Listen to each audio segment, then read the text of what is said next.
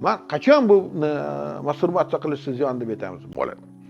Endi yana shu paytda bu narsani aytib o'tirishim kerak.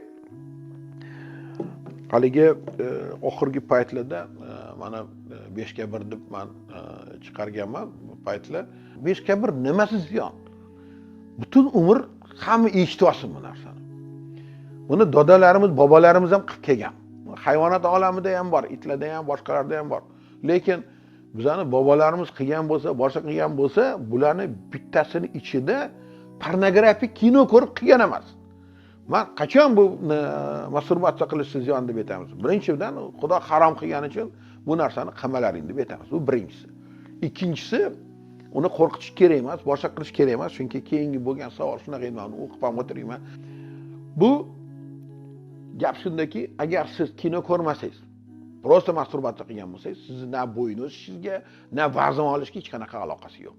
Ehtirom bo'lyapti kechqurun, shu masturbatsiya qildingiz, hech qanaqa farqi yo'q. Odamlarda через день kuniga даже ba'zi bolalarda yuqori temperaturada bir kunda 2 martalab, 3 martalab ehtirom bo'ladi. Nimaga? Bo'yi o'smaydimi yo'q bo'lib qoladi. Agar bo'yingiz o'smayotgan bo'lsa, demak, uni endokrinologga borish kerak, ko'rish kerak.